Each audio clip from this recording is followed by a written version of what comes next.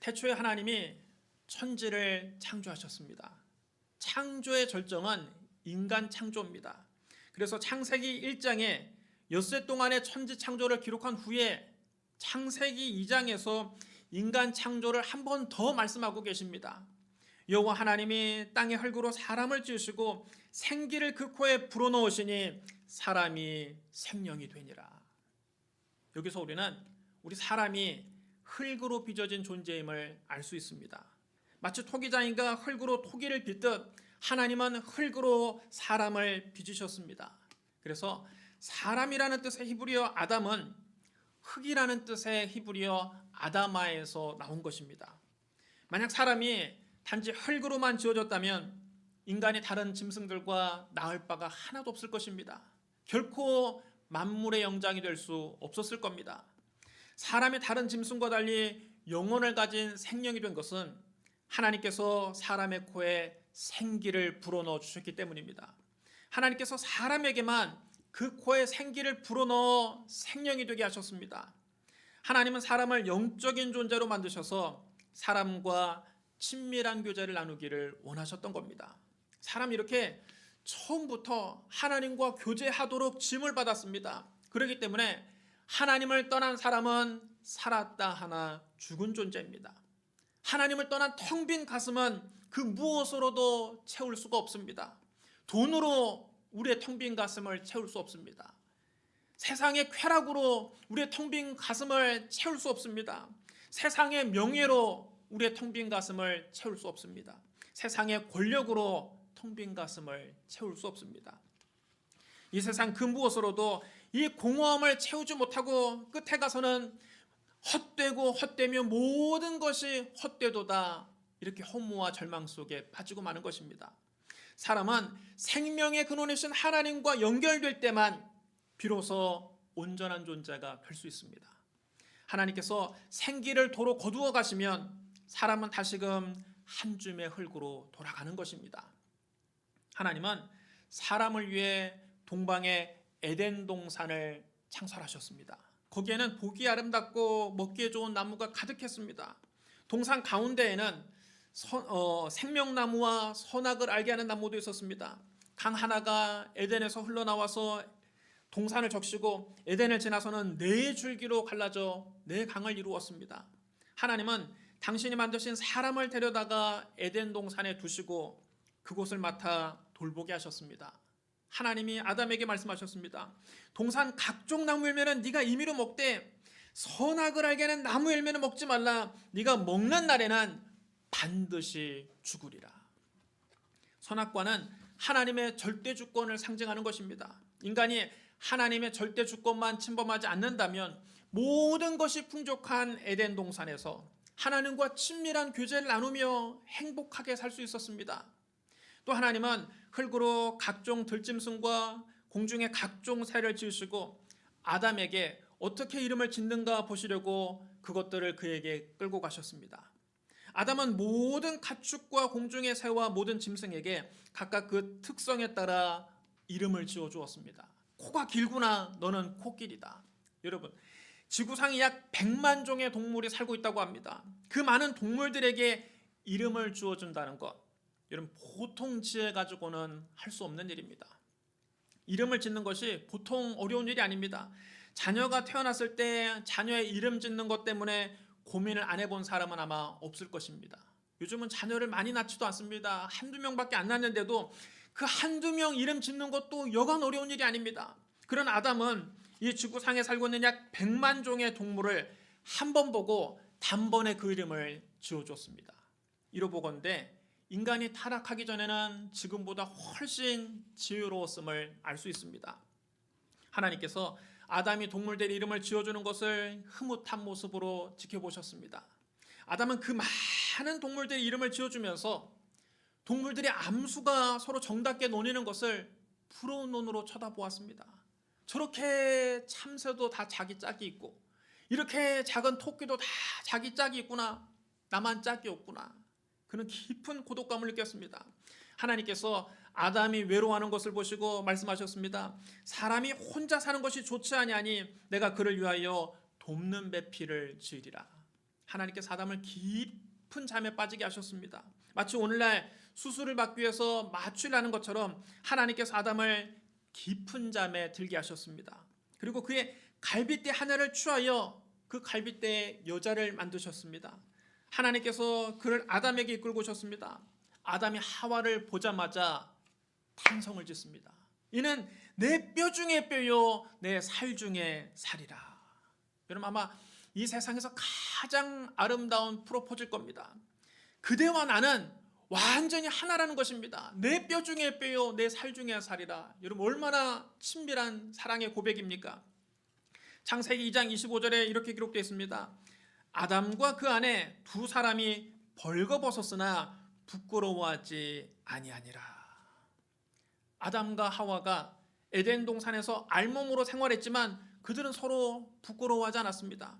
죄가 없을 때는 가릴 것도 없고 숨을 것도 없고 부끄러울 것도 없었습니다. 그러나 죄가 인간에게 들어오자 모든 것이 달라집니다. 사탄은 들짐승 중에 가장 강교한 뱀을 자기의 도구로 사용해서 여자를 꾀었습니다. 뱀이 여자에게 물었습니다. 하나님이 참으로 너희에게 동산 모든 나무의 열매를 먹지 말라 하시더냐? 여자는 그것이 사탄의 꿈인 줄도 모르고 뱀과 말을 섞었습니다. 동산 나무 열매를 우리가 먹을 수 있으나 동산 중앙에 있는 나무 열매는 하나님 말씀에 너는 먹지도 말고 만지도 말라 너희가 죽을까 하노라 하셨느니라. 여러분, 하나님이 언제 죽을까 하노라 그렇게 말씀하셨습니까? 너희가 먹는 날에는 반드시 죽으리라. 하나님은 분명히 말씀하셨습니다. 그러나 여자는 확신 없이 대답했습니다. 너희가 죽을까 하노라 하셨느니라. 죽을지도 모른다는 겁니다. 반대로 말하면 안 죽을 수도 있다는 뜻입니다. 여자가 하나님 말씀에 확신 없는 것을 보고 뱀이 재빨리 여자를 안심시켰습니다. 너희가 결코 죽지 아니하리라. 너희가 그것을 먹는 날에는 너희 눈이 밝아져 하나님과 같이 되어 선악을 알 줄을 하나님이 아심이니라. 여자가 그 이야기를 듣고 그 나무를 다시 보니까 과연 먹음직도 하고 보암직도 하고 지혜롭게 할 만큼 탐스럽기도 했습니다. 여자가 그 열매를 따서 먹었습니다. 그리고 자기와 함께 있는 남편에게도 주니 그도 먹었습니다.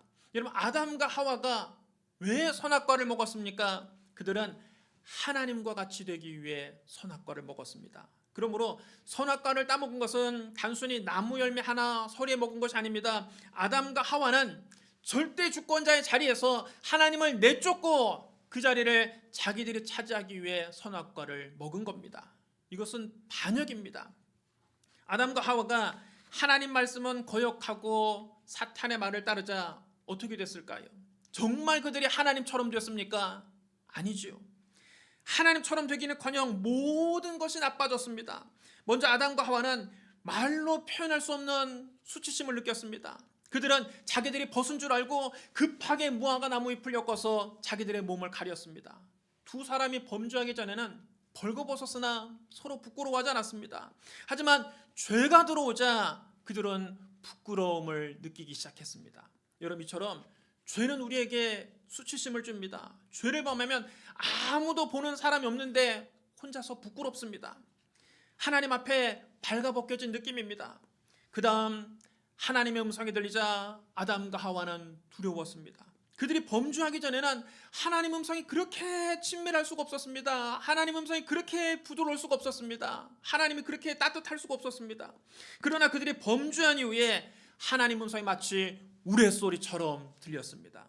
하나님께서 동산에서 거니시는 소리만 듣고도 그들은 두려워 견딜 수가 없었습니다. 그래서 그들은 동산 나무 사이에 숨었습니다. 여러분, 이것이 죄인의 실존입니다. 죄를 범한 인간은 수치심과 두려움을 느끼고 하나님 낯을 슬슬 피합니다. 아담과 하와는 마귀에게 철저하게 속은 것입니다. 예수님 말씀하셨습니다. 너희는 너희 아비 마귀에게서 났으니 너희 아비의 욕심대로 너희도 행하고자 하느니라.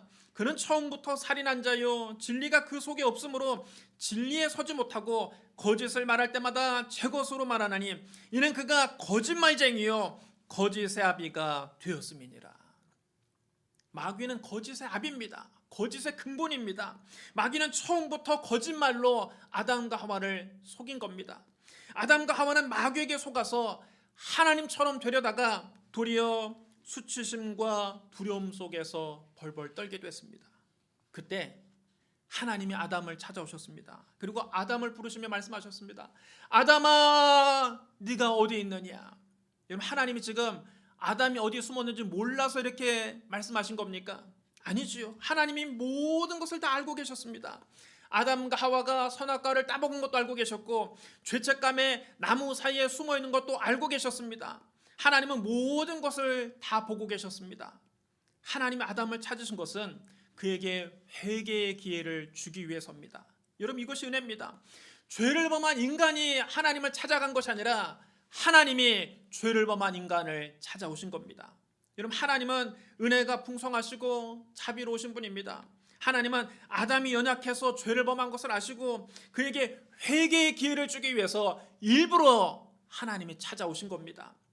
여러분, 이것이 우리를 향하신 하나님의 마음입니다. 하나님은 우리가 한 번 잘못을 저질렀다고 해서 우리를 내치시는 분이 아닙니다.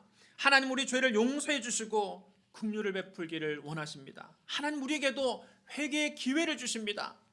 그러나 아담은 회개하지 않았습니다. 하나님을 찾아가 회개하기는커녕 하나님의 낯을 슬슬 피했습니다. 하나님이 일부러 찾아오셔서 아담아, 네가 어디 있느냐 물으실 때에도 회개하지 않았습니다. 그때 아담은 이렇게 대답합니다. 내가 벗었으므로 두려워하여 숨었나이다. 이 말에는 회개가 전혀 없습니다. 자기 사정만 하소연하고 있습니다. 내가 벗었습니다. 두렵습니다. 그래서 숨었습니다. 이렇게 자기 사정만 늘어놓았지, 하나님, 제가 하나님 말씀을 거역하고 하나님이 먹지 말라고 하신 선악과를 먹었습니다. 하나님, 제가 잘못했습니다. 용서해 주세요. 이런 회개가 없습니다. 아담은 자기 잘못을 시인하지도 않고 하나님께 용서를 구하지도 않았습니다. 그래서 하나님이 단도직입적으로 아담에게 묻습니다. 누가 너의 벗었음을 너에게 알렸느냐? 내가 너에게 먹지 말라 명한 그 나무 열매를 네가 먹었느냐? 여러분, 하나님 이쯤 물으시면 다 알고 물으신 것 아닙니까? 그럼 여러분, 아담이 넙죽 엎드려서 하나님께 회개될 것 아닙니까? 하지만 아담의 대답은 더 가관입니다. 하나님이 주셔서 나와 함께 하신 저 여자, 그가 그 나무 열매를 내게 주므로 내가 먹었나이다. 자기 잘못은 하나도 없고 모든 책임을 하나님과 여자에게 다 떠넘기고 있습니다. 내 잘못은 하나도 없고 하나님이 저 여자를 만드신 것이 잘못이고 저 여자가 나에게 선악과를 준 게 잘못이라는 겁니다. 이는 내 뼈 중에 뼈요 내 살 중에 살이라. 그렇게 탄성을 자아내게 했던 사랑스러운 아내가 이제는 내 신세를 망치게 한 여자로 돌변하는 순간입니다. 여러분, 이때부터 부부 사이가 왼수가 된 겁니다. 여러분, 남녀가 결혼할 때는 다 사랑해서 결혼하지요. 결혼하기 전에 이렇게 말합니다. 너 없이는 나는 못 살아. 그러고 나서 여러분, 결혼해서 몇 년 살고 나면 뭐라고 말합니까? 너 때문에 내가 못 살겠다. 너만 아니면 내가 살겠다. 여러분, 사랑하는 사람이 왼수로 바뀌는 겁니다. 하나님이 하와에게 물으셨습니다. 네가 어찌하여 이렇게 하였느냐? 이때 하와도 회개하지 않습니다. 뱀이 나를 꾀므로 내가 먹었나이다. 하와도 자기 잘못을 시인한 것이 아니라 모든 잘못을 다 뱀에게 떠넘겼습니다. 하나님께서 아담과 하와에게 회개할 기회를 주셨지만 그들은 끝까지 회개하지 않았습니다. 그 결과 그들은 에덴 동산에서 쫓겨날 수밖에 없었습니다. 성부와 성자 성령 삼위일체 하나님께서 말씀하셨습니다. 보라, 이 사람이 선악을 아는 일에 우리 중 하나같이 되었으니 그가 그의 손을 들어 생명나무의 열매도 따먹고 영생할까 하노라. 하나님께서 아담과 하와를 에덴 동산에서 쫓아내시고 에덴 동산 동쪽에 그룹들과 두루 도는 불칼을 두어서 생명나무의 길을 지키게 하셨습니다. 이때부터 인간이 하나님께 나아가는 길이 차단된 것입니다. 여러분, 하나님은 지극히 거룩하신 분입니다. 거룩하신 하나님은 죄로 말미암아 더러워진 인간과 함께 하실 수 없습니다. 이때부터 거룩하신 하나님과 죄를 지은 인간은 서로 원수가 됐습니다. 죄를 지은 인간이 거룩하신 하나님을 직접 대면하면 그 자리에서 죽습니다. 아담의 후손인 인류는 모두 다 아담을 닮아서 하나님을 거역하고 죄를 범했습니다. 성경은 단언합니다. 의인은 없나니 하나도 없으며 깨닫는 자도 없고 하나님을 찾는 자도 없고 다 치우쳐 함께 무익하게 되고 선을 행하는 자는 없나니 하나도 없도다. 하나님이 보실 때 이 세상에 의인은 한 사람도 없습니다. 또 성경은 말합니다. 모든 사람이 죄를 범하였음에 하나님의 영광에 이르지 못하더니. 여러분, 모든 사람이 다 죄를 지어서 하나님이 원하는 기준에 이른 사람은 한 사람도 없다는 겁니다. 구약시대의 성전은 세 부분으로 구성되어 있었습니다. 성전 뜰이 있고, 거기서 안으로 들어가면 성소가 있고, 거기서 더 안으로 들어가면 가장 깊은 곳에 지성소가 있었습니다. 지성소는 말 그대로 가장 거룩한 곳입니다. 거룩하신 하나님께서 임재하시는 곳입니다. 구약시대는 그곳에 아무나 들어갈 수 있지 않았습니다. 아무 때나 그곳에 들어갈 수 없었습니다. 성소와 지성소 사이에는 항상 두꺼운 휘장이 가로막고 있었습니다. 휘장은 청색, 자색, 홍색 실과 가는 배실로 짜서 만들고 그 위에 그룹들을 수놓았습니다. 휘장은 이렇게 여러 개의 실을 엮어서 만들었기 때문에 굉장히 무겁고 튼튼합니다. 거룩하신 하나님과 죄를 지는 인간 사이에는 이처럼 막힌 담이 있었습니다. 지성소에는 1년에 단 한 번 속죄일에 오직 대제사장 한 사람만 들어갈 수 있었습니다. 대제사장이라 할지라도 지성소에 그냥은 들어갈 수 없었습니다. 속죄일에 대제사장이 지성소에 들어가려면 먼저 자기의 죄를 속죄하기 위해서 속죄제를 드려야 됩니다. 대제사장 자신과 그의 집안의 죄를 속죄하기 위해서는 숫송아지를 잡아야 했습니다. 그는 숫송아지의 피를 가져다가 양푼에 담아서 그것을 들고 지성소에 들어가서 그 손가락으로 속죄소 앞에 그 송아지의 피를 7번 뿌려야만 했습니다. 그 다음 백성의 죄를 속하기 위해서는 염소를 또 잡아야만 했습니다. 아무 죄 없는 염소를 잡아서 그 피를 가지고 휘장 안에 들어가서 숫송아지의 피와 마찬가지로 염소의 피를 속죄소 앞에 7번 뿌렸습니다. 이처럼 구약시대에는 오직 대제사장만 1년에 단 한 번 속죄일에 한해서 지성소에 들어갈 수 있었습니다. 그것도 반드시 번제단에 설린 피를 양푼에 받아가지고 그 피를 의지해야만 들어갈 수 있었습니다. 대제사장이라 할지라도 피 없이 지성소에 들어갔다가는, 다른 때에 지성소에 들어갔다가는 죽음을 면치 못했습니다. 성소에서 지성소로 들어가기 위해서는 반드시 그 두꺼운 휘장을 지나야만 합니다. 성소와 지성소에는 항상 두꺼운 휘장이 가로막고 있었습니다. 이는 거룩하신 하나님과 죄 많은 인간의 단절을 상징적으로 보여주는 것입니다. 하나님은 죄 많은 우리를 구원하시려고 그 아들 예수 그리스도를 보내주셨습니다. 예수님이 겟세마네 동산에서 기도하실 때 하나님이 그에게 커다란 잔 하나를 내밀으셨습니다. 그 잔 속에 아담 이래로 인류가 지은 모든 죄가 담겨 있었습니다. 저와 여러분이 지은 죄도 그 속에 담겨 있습니다. 너무나도 추악하고 더러운 죄를 보고 예수님은 몸서리를 치셨습니다. 예수님은 하나님의 아들로서 죄와는 아무 상관이 없는 분입니다. 예수님은 동정녀의 몸에 성령으로 잉태되셨기 때문에 아담의 원죄를 받지 않고 이 세상에 오셨습니다. 예수님 이 땅에 33년 동안 사시는 동안 단 한 번도 아버지의 뜻을 거역하거나 빗나가신 적이 없습니다. 그러므로 예수님에게는 죄가 전혀 없습니다. 히브리서 4장 15절에 이렇게 기록되어 있습니다. 우리에게는 대제사장은 우리의 연약함을 동정하지 못하시리가 아니요 모든 일이 우리와 똑같이 시험을 받으시니로되 죄는 없으시니라. 예수님께서 33년 동안 죄 많은 이 세상에 사실 때 우리와 똑같이 죄의 유혹을 받으셨습니다. 우리와 똑같이 마귀의 시험을 받으셨습니다. 하지만 예수님 그 모든 시험을 이기고 죄를 짓지 않으셨습니다. 그러므로 예수님은 죄와 전혀 상관이 없는 분입니다. 그런데 하나님께서 이런 예수님에게 인류가 지은 모든 죄를 담당하라고 하십니다. 우리가 지은 모든 죄를 예수님 보고 그 죄값을 대신 치르라고 하십니다. 예수님도 우리의 추악하고 더러운 죄를 보고 감당하기가 무서우셨습니다. 그래서 주님은 겟세마네 동산에서 기도하실 때 먼저 이렇게 기도하셨습니다. 아빠 아버지여, 아버지께는 모든 것이 가능하오니 이 잔을 내게서 옮기시옵소서. 이것이 여러분 예수님의 솔직한 심정이었을 겁니다.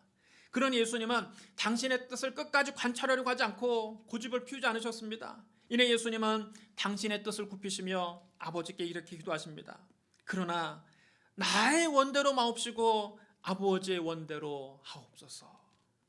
예수님께서 우리를 대신해서 십자가에서 하나님의 심판을 받고 죄 많은 우리를 구원하시는 것이 하나님의 구원 계획입니다. 그것이 아버지 하나님의 뜻이었습니다. 겟세마네 동산에서 예수님은 아버지의 뜻을 받아들이셨습니다. 예수님께서 그 잔을 받아 마시고 우리의 모든 죄를 예수님이 대신 다 뒤집어 쓰셨습니다. 고린도후서 5장 21절에 이렇게 기록되어 있습니다. 하나님이 죄를 알지도 못하신 이를 우리를 대신하여 죄로 삼으신 것은 우리로 하여금 그 안에서 하나님의 의가 되게 하려 하심이라. 하나님은 죄를 알지도 못하신 분을 죄로 삼으셨습니다. 그러자 어마어마한 심판이 예수님에게 내려집니다. 어마무시한 하나님의 진노가 예수님에게 쏟아집니다. 그 다음날 아침 오전 9시에 예수님은 십자가에 못 박히셨습니다. 난 12시가 되자 해가 빛을 잃고 온 땅에 어둠이 뒤덮이더니 오후 3시까지 계속됐습니다. 난 12시부터 오후 3시까지는 태양이 가장 환하게 비추는 때 아닙니까? 그런데 예수님께서 십자가에 달리신 날에는 난 12시부터 예수님께서 숨지시는 오후 3시까지 해조차 빛을 잃고 온 땅에 어둠이 뒤덮였습니다. 어둠은 하나님의 심판을 상징하는 것입니다. 예수님 우리 모든 죄를 대신 짊어지고 십자가에 매달리셨습니다. 난 12시부터 오후 3시까지 온 땅에 어둠이 뒤덮인 것은 우리가 받아야 될 하나님의 무서운 진노를 그날 예수님이 다 받으셨음을 의미합니다. 골고다 십자가에 하나님의 진노가 쏟아진 것입니다. 오후 3시가 되자 예수님이 크게 절규하셨습니다. 엘리 엘리 라마 사박다니, 나의 하나님 어찌하여 나를 버리셨나이까. 예수님이 이렇게 처절하게 부르짖었지만 하나님은 이 부르짖음에 응답하지 않으셨습니다. 하나님의 아들이 우리의 죄를 대신 짊어지자 하나님의 아들조차 하나님께 버림을 받은 것입니다. 우리의 죄가 여러분 그만큼 추악하고 더러운 것입니다. 우리의 죄값이 그만큼 무서운 겁니다. 거룩하신 하나님은 죄와는 함께 하실 수 없습니다. 예수님 우리의 죄를 대신 짊어지자 예수님과 하나님과의 관계는 완전히 단절되었습니다. 마침내 예수님께서 크게 소리 지르시고 숨지셨습니다. 아무 흠도 없는 예수님께서 죄 많은 우리를 대신해서 죽으신 겁니다. 그러자 갑자기 성소의 휘장이 위에서부터 아래로 쫙 찢어져 불이 됐습니다. 마가복음 15장 37절로 38절에 이렇게 기록되어 있습니다. 예수께서 크게 큰 소리를 지르시고 숨지시니라. 이에 성소의 휘장이 위로부터 아래까지 찢어져 둘이 되니라. 여러분 따라해 주시기 바랍니다. 성소의 휘장이 위에서부터 아래까지 찢어져 둘이 되니라. 거룩하신 하나님과 죄 많은 우리 사이에는 항상 두꺼운 휘장이 가로막고 있었습니다. 그런데 예수님께서 우리 모든 죄를 대신 짊어지고 우리 대신 심판을 받아 십자가에서 숨지시자 하나님과 우리의 사이를 막고 있던 휘장이 위에서부터 아래로 쫙 찢어져 둘이 된 것입니다. 히브리서 10장 19절 20절에 이렇게 기록되어 있습니다. 그러므로 형제들아 우리가 예수의 피를 힘입어 성소에 들어갈 담력을 얻었나니 그 길은 우리를 위하여 휘장 가운데 열어놓으신 새로운 살 길이요 휘장은 곧 그의 육체니라. 여러분 따라해 주셔야 합니다. 휘장은 곧 그의 육체니라. 예수님의 십자가에서 당신의 몸을 찢어 하나님이 계신 지성소로 들어가는 길을 활짝 열어놓으신 것입니다. 이제 거룩하신 하나님과 죄 많은 우리 사이에 막힌 담이 허물어지고 화목하는 길이 열렸습니다. 오늘 보면 로마서 5장 1절에 이렇게 기록되어 있습니다. 그러므로 우리가 믿음으로 의롭다 하심을 받았으니 우리 주 예수 그리스도로 말미암아 하나님과 화평을 누리자. 여러분 따라해 주셔야 합니다. 우리 주 예수 그리스도로 말미암아 하나님과 화평을 누리자. 로마서 5장 8절로 11절도 보시기 바랍니다. 우리가 아직 죄인 되었을 때에 그리스도께서 우리를 위하여 죽으심으로 하나님께서 우리에게 대한 자기의 사랑을 확증하셨느니라. 그러면 이제 우리가 그의 피로 말미암아 의롭다 하심을 받았으니 더욱 그로 말미암아 진노하심에서 구원을 받을 것이니 곧 우리가 원수 되었을 때에 그의 아들의 죽으심으로 말미암아 하나님과 화목하게 되었은즉 화목하게 된 자로서는 더욱 그의 살아나심으로 말미암아 구원을 받을 것이니라. 그뿐 아니라 이제 우리를 화목하게 하신 우리 주 예수 그리스도로 말미암아 하나님 안에서 또한 즐거워하느니라. 여러분 따라해 주랍니다. 우리가 원수 되었을 때에 그의 아들의 죽으심으로 말미암아 하나님과 화목하게 되었은즉 화목하게 된 자로서는 더욱 그의 살아나심으로 말미암아 구원을 받을 것이니라. 할렐루야. 사랑하는 성도 여러분, 우리는 죄를 짓고 하나님과 원수가 되어 있었습니다. 거룩하신 하나님은 더러운 죄와는 함께 하실 수 없습니다. 하나님과 우리 사이는 항상 막힌 담이 있었습니다. 그런데 하나님의 아들 예수 그리스도께서 우리의 죄를 대신 짊어지고 십자가 못 박혀 죽으심으로 우리의 죄값을 대신 다 치르셨습니다. 우리가 원수되었을 때에 그의 아들의 죽으심으로 말미암아 하나님과 화목하게 되는 길이 활짝 열린 것입니다. 이제 우리는 예수 그리스도로 말미암아 하나님과 화평을 누릴 수 있게 됐습니다. 여러분, 이것이 복음입니다. 구약 시대에는 대제사장만 1년에 단 한 번 지성소에 들어갈 수 있었지만 이제는 예수의 피를 의지하면 누구든지 하나님 앞에 담대히 나아갈 수 있습니다. 그러므로 예수 그리스도의 피를 의지하고 때를 따라 돕는 은혜를 얻기 위하여 하나님 은혜 보좌 앞에 담대히 나아가시기를 주님의 이름으로 축원합니다. 우리 기도하겠습니다. 사랑과 은혜가 풍성하신 하나님 아버지, 죄로 말미암아 감히 하나님 앞에 나갈 수 없는 우리를 위해 그 아들 예수 그리스도를 보내주시니 감사합니다. 예수님이 십자가에서 당신의 몸을 찢어 하나님과 우리 사이에 막힌 담을 허물어 주시니 감사합니다. 우리 주 예수 그리스도로 말미암아 하나님과 화평을 누리게 하시니 감사합니다. 오늘 예수 그리스도의 피를 의지하여 하나님 은혜 보좌 앞에 나아갑니다. 사랑하는 주의 자녀들을 만나주시고 은혜를 베풀어 주시옵소서. 예수님 이름으로 감사하며 기도드리옵나이다. 아멘.